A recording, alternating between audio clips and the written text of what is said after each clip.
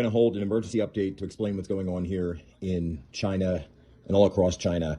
So what we're seeing going on across China are mass protests in almost every major city across the country, from east to west to north to south. What kicked this off?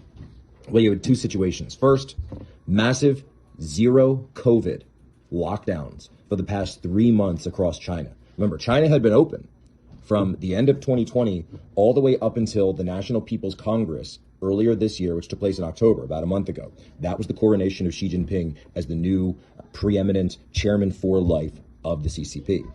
His COVID zero strategy is what created the new lockdowns. And people across China, if you go back and listen to our podcast, we detailed this, that municipalities, neighborhoods, local leaders were cracking down more and more and more, and they were competing to see who could show more fealty to Xi Jinping by cracking down the most and enforcing the strictest lockdown. It became a sort of challenge and a test of fealty of the local CCP commissars to see who could get away with the most stringent lockdown. People in some cases were locked up for 3 months. Well, all of this came to a head in the city of Urumqi, or in Mandarin, Urumqi, which is the capital city of Xinjiang province. Yes, that Xinjiang province. What's going on over there? There was a fire on Thursday. An apartment building where the people had been locked up for 3 months caught fire.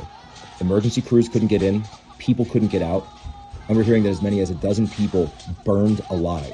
They were locked in by the CCP and they were burned alive. This movement, that was the spark that set off this movement across an entire country of anger over the past 3 months of protests and lockdowns. Now they're rising up. Shanghai, where I used to live, Wuhan, of course, where it all started, they're smashing down the barricades, chanting, "It started in Wuhan, it ends in Wuhan."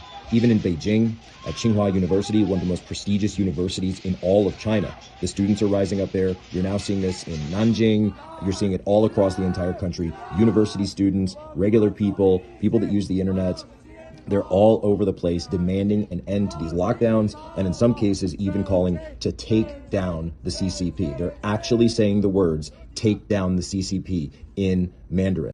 Pour ceux qui veulent soutenir notre travail, les liens sont en description. Vous n'avez pas entendu parler du Facteur? Des nouvelles du Facteur.